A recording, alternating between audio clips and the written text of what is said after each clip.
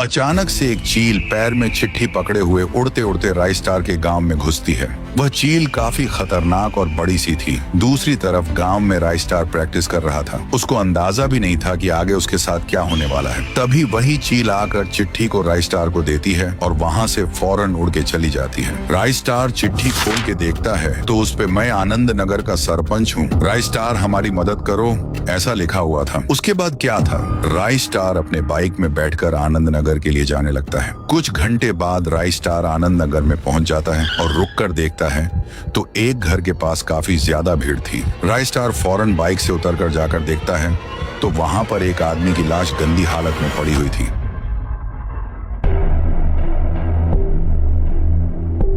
सरपंच राइस्टार को देख कहता है, अच्छा हुआ राइस्टार, तुम चिट्ठी पढ़ के आनंद नगर में आ गए। पहले तुम ये बताओ कि तुमने मुझे चिट्ठी क्यों भेजी और ये लाश क्या हो रहा है गांव में? सरपंच कहता है, क्या बताऊं राइस्टार, ये गांव धीरे धीरे खंडहर बनते जा रहा है। रोज यहाँ पर बड़ा सा एक सफेद भालू आता है।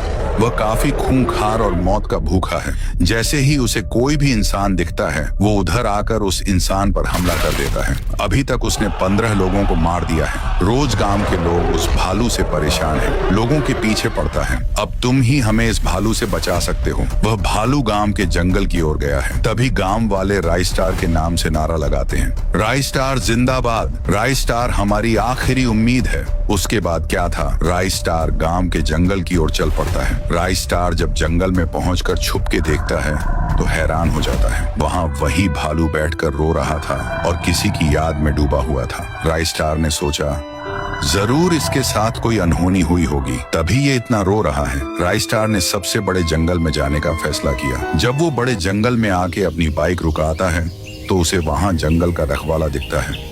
फिर राइस्टार रखवाले से सवाल पूछता है, अरे भाई, यहाँ पर कोई सफेद भालू रहता है क्या? रखवाला, हाँ, यहाँ पर सफेद भालू और उसका बच्चा रहता है।